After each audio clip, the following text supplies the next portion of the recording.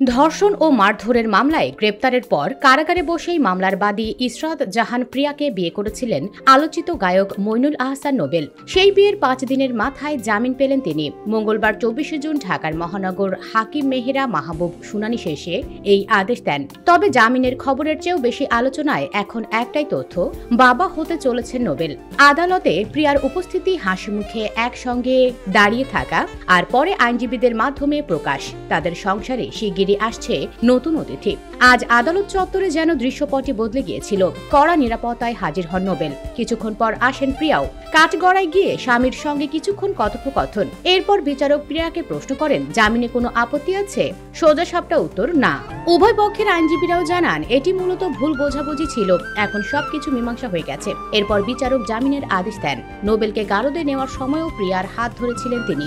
এমনকি আদালতের লিফটে ওঠার সময়ও ছিলেন একসাথে। পুরো সময়টায় দুজনের চোখে মুখে ছিল আশ্বাস আর নতুন শুরুর ছাপ।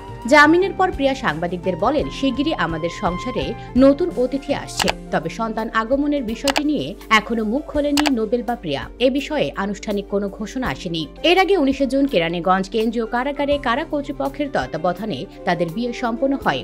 দেনমোহর ধার্য হয় 10 লাখ টাকা। উপস্থিত ছিলেন উভয় পরিবারের 4 জন সাক্ষী। এই বিয়ে মামলার পট পরিবর্তন এবং জামিন সব মিলিয়ে সামাজিক যোগাযোগ মাধ্যমে তৈরি হয়েছে আলোচনার ঝড়। তবে বিতর্কের মধ্যেই একটাই কথা এখন বারবার উচ্চারিত হচ্ছে, নোবেল বাবা হতে চলেছেন এবং তারা দুজন শুরু করতে চলেছেন জীবনের নতুন অধ্যায়।